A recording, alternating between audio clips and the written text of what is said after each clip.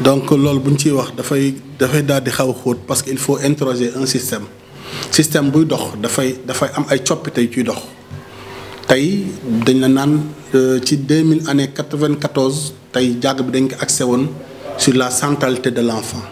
xale moo war a nekk centre bi on a parlé de méthode active donc xale bi nekk ko waratul nekk loo xam ne da nga koy xëbal wax nañ ne tamit warul nekk jàngalekat bi yëf yi dafa soppeeku ba nga xam du moom rek moo dëxëñ xam-xam xale yi dañu am yeneen source de savoir interne ak leneen ak leneen jàngale tam nekkul mànd bu rëy boobu nga xam ne dafa jël di sotti ci beneen mànd bu ndaw bi léegi méthode de transmission du savoir yi dafa évoluer loolu bu évoluer nag attitude yi dafay changer configuration salle yi comme ni ko Jean-Baptiste de la Salle defee woon nga xam ne configuration salle da nga daan gis estrade professeur bi nekk team élèves yi même configuration dafay changer loolu nag dafay am lu muy changer aussi ci xale yi ci nekkin bi ci transmission connaissance bi yëpp donc bëri na ay coppite du ma ne loolu moo ko expliquer déedéet mais dañu xam ne tam lawoon wani na parce que y a beaucoup de nostalgiques qui disent que ñun ba ñu nekkee xale bu ñu gisoon suñu professeur daw bu ñu gisoon suñu maître daw mais il faut savoir que beaucoup de choses ont évolué notamment sur les méthodes de transmission du savoir donc rek bu ñu ko bëggee teg ci angle boobu rek day xaw a doy waar n'oubliez pas qu'on vit dans une société qui est crisée et quand la société est crisée dafay sécréter ay germes dafay nekk terreau bu fertile boo xam ne gàncax bu bon bu ne mën na cee sax violence d'autorité ci kër yi parents yi amatuñu autorité n'est-ce pas ministre dayo bi mu amoon peut-être mën naa ne amatu ko alkaati bu taxoon fële ñu ne alkaati baa ngi ñëw mën na dawloo 10 000 personnes te tey loolu yëpp dañ ko décentraliser donc yooyu yëpp dafa laaj ñu jàngataat ko pour man dafaat ci beneen gëstu bu gën a yaatu daal. mais encore une fois mais société bi moom moo subir ay transformation lan moo tax parent bi autorité bi mu amoon ci këram amatu ko quelque part xale yi dañ doon yem ci loxoom mais tey parent bi day xëy teeb dawi dépense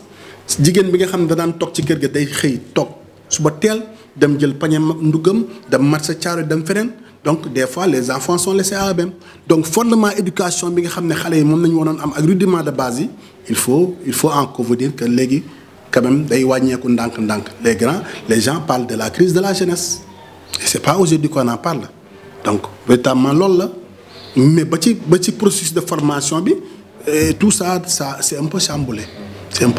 donc c'est un peu ça. Le meilleur système éducatif bi am na dëkk yoo xam ne ñooñu dañuy def approche droit dañuy def en tenant compte des droits de l'enfant te bëriwul lu mu yàqu donc droit de l'enfant peut-être bu ñu koy wax mooy dooleel xale fexe ba mu ñeme ci système bi droit de l'enfant tey bu mu ko doon tënk ci wolof dinaa ne yar la yor yee yëg yemale yiir loolu nag vraiment xale bu ne war na cee mën a bénéficier wu ku am sa doom war na ko mën a yar état tam obligation la mu yar moo tax quand même état bi mettre en place des institutions éducatives recruter personnel def ci ak yooyu yëpp yor xale bi protéger ko et tout ça donc defe naa loolu aussi bon des fois c'est des chantiers comme ça battus mais ça n'explique pas peut-être le fond du problème pas totalement. Parce que nous, par exemple, on a eu à travailler dans des situations avec des ONG pour minimiser la violence dans l'espace scolaire. Et pour minimiser loolu, il faut qu'on passe par une approche droit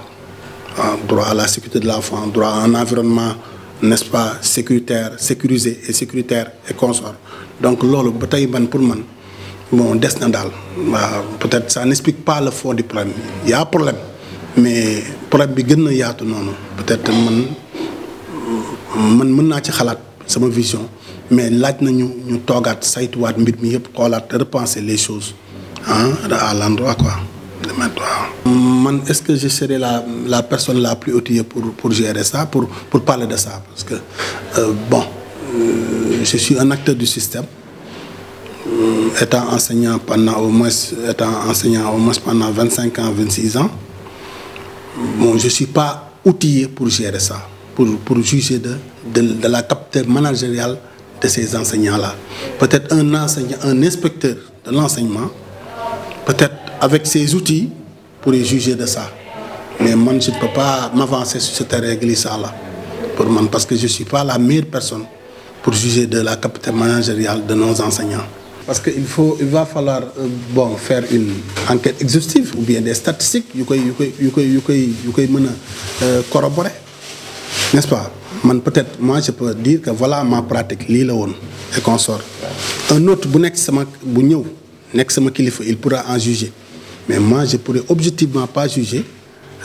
ci lu bëri ci pratique yi. Donc parce que sama posture moo ma mayul ma di ko juger lu mel noonu. Posture bi ma am moo mayul muy juger yeneen collègues yi peut-être là nous peut-être au niveau de l'enseignement on a ce qu'on appelle les formations, la formation continue des enseignants yi nga xam ne ñun dañuy mën a chapeauter nos jeunes collègues pour un peu les outiller en termes de gestion de classe et consorts. Là c'est vraiment des rencontres yoo xam ne dinañu mën a permettre ñu partager suñu pratique de classe et consorts. Donc c'est un peu ça. Bon, les jeunes d'aujourd'hui ils sont vraiment bien diplômés et consorts,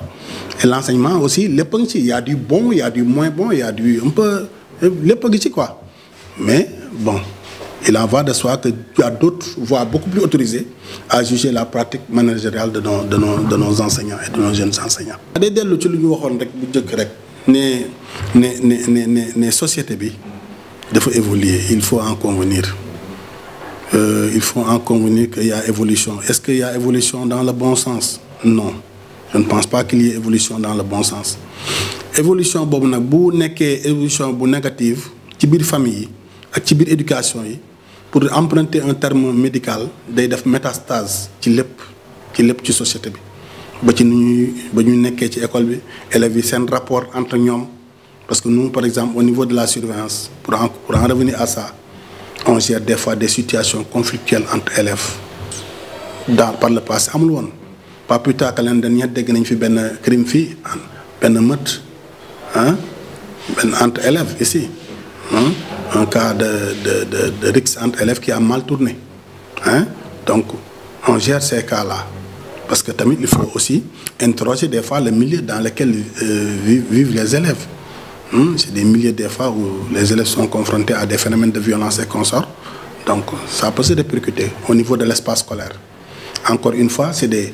cas résiduels pour le moment, mais qu'il faut circonscrire pour le bien de notre système éducatif qui a besoin d'un climat apaisé qui favorise les apprentissages. Et là, il faut en convenir que pour le moment, je n'ai pas tous les éléments en place. Peut-être par voie de presse ou bien par la lecture des articles là, bon, j'ai pu cerner les contours, un peu les contours. Mais dans ces genres de cas-là, je pense qu'il doit y avoir enquête, n'est-ce pas? Quand même pour situer les responsabilités. Je pense qu'il y a une commission de discipline aussi au niveau de nos écoles. Et cette commission de discipline-là agit en matière disciplinaire. Pour proposer le règlement intérieur de l'école, n'est-ce pas? Il gère aussi les cas de discipline individuelle et collectif. Donc cette commission-là, je pense que ça existe au niveau de toutes les écoles, de tous les collèges. Cette commission-là a la latitude, à mon niveau, à partir des éléments de pouvoir prendre les bonnes décisions. Je pense que là, c'est anormal. Le fait que les gens en parlent comme ça au niveau de la presse et consorts, même di ci dégg rek neexul parce que kii jàngale da nga war a sàkku ci moom barke. Donc bu demee ba nga xam ne alors violence am na ci diggante bi, je pense qu'il y a problème et il y a matière à réfléchir sur les fondements de cette violence-là et à essayer de prendre les mesures idoines pour les circonscrire, parce que l'État doit protéger les fonctionnaires dans l'exercice de leur fonction. L'État protège le fonctionnaire. Li ñuy woowee tey outrage à l'exercice de ses fonctions, c'est pas seulement l'apanage des policiers. Dans l'exercice de ses fonctions, le fonctionnaire doit être protégé parce qu'il a besoin de ça, n'est-ce pas? On peut pas faire passer les enseignements ci benn environnement boo xam ne insécurité day am. Donc dafa war am empathie ak ki nga xam ne yaa ngi ko jàngal, war na mën a am benn climat bu stable, climat de confiance boo xam ne tey vraiment ce sera bien pour l'école. Ouais, c'est un peu ça. Donc ça c'est des rapports yoo xam ne warul mën a nekk, les rapports heurtés, ça doit pas exister. Bu amee tamit, il y a une commission qui est là, chargée de statuer sur ces problèmes-là et résoudre problème yi waaw loolu la xale yi suñuy doom nañ ñun suñu jëm bopp ay waajur xale nañ il faut dire que l'enseignant c'est pas un cas isolé c'est pas un électron l'enseignant est d'abord parent d'élève quelque part il est chef de famille ses enfants sont dans le système ah lui-même état il est acteur du système donc c'est un peu ça waaw je pense que il va falloir instance yi yëpp jël dox seen rôle à l'école il y a l'APE l'association des parents d'élèves qui est un partenaire stratégique de l'école qui regroupe les parents des élèves il y a le comité de gestion aussi qui est là aussi bon chargé aussi de la gestion de l'école il y a les professeurs il y a les surveillants n'est-ce pas il y a le principal ou bien les proviseurs n'est-ce pas acteur bu ne war nga jouer sa partition pour jàmm am pour jàmm dellu pour dal dellu ci école bi war ñu xeeb benn école benn acteur ba ci gardien bi nga xam ne mi ngi garder école bi des fois il peut y avoir des rapports heurtés et tout ça pour ça nag on doit dégager des espaces de dialogue des espaces de concertation n'est-ce pas gouvernement scolaire bi nekk ci école bi nga xam ne xale yi ñoo fa nekk war nañ mën a ba fexe ba développer une culture de paix une culture de citoyenneté thèmes yi ñuy jël noonu thèmes yooyu aussi ñuy relayer discours boobu au niveau de leurs camarades n'est-ce pas war na mën a am lu mel noonu donc c'est un peu ça war nañu mën a toog waxtaan jàmm am waaw parce que dal boobu nañu soxla ci école bi. je pense que loolu tam des fois ñàkk de réere mbir la parce que association des parents d'élèves ba tey ñu ngi ci école bi ñu ngi am seen place ci école bi mais dafa am benn doxalin bu bees boo xam ne dañ koy wooyee comité de gestion de l'école comité de gestion de l'école nag moo nekk garab gi bu mag gi association des parents d'élèves fa la Bancasso c'est une association privée lii nag comité de gestion de l'école c'est de l'émanation de l'État am association parents d'élèves Bancasso aussi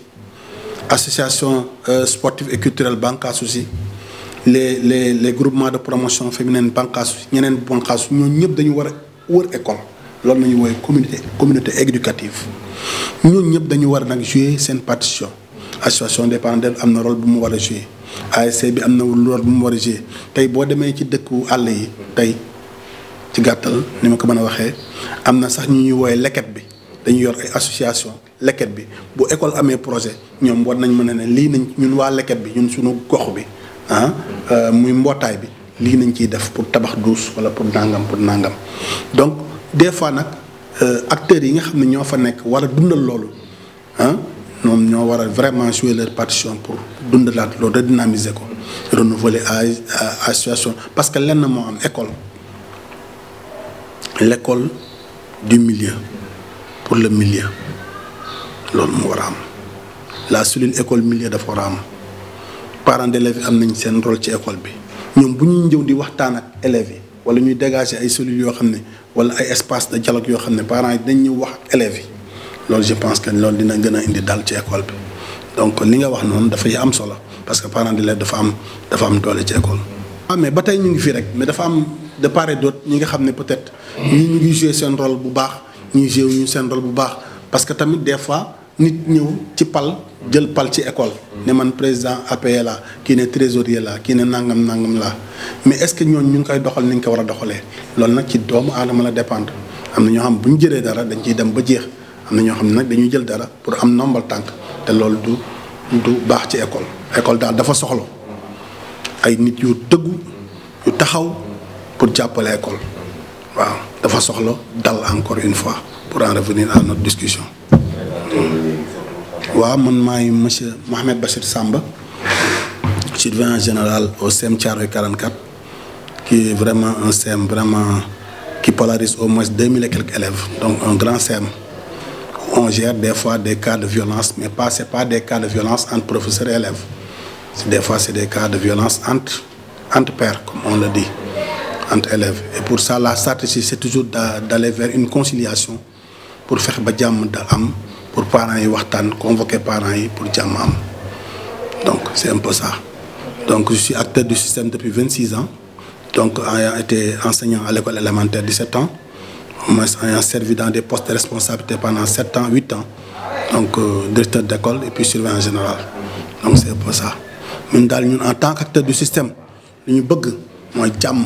ak dal am ci école bi muy professeurs yi ak enseignants yi ñu jox leen gëdd bi ñu leen war a jox pour le bien de nos élèves. parce que élèves yi li ñuy def nii yëpp toutes les ressources que l'État mobilise et Dieu sait que l'État a fait beaucoup d'efforts. Ces ressources-là en termes humains les ressources humaines mooy jàngalekat yi les ressources matérielles livres yi les ressources financières que l'État injecte dans nos écoles, tout ça doit concourir aux performances de nos élèves. te performance mënta am nag tant que amul climat bu dal wasalaam.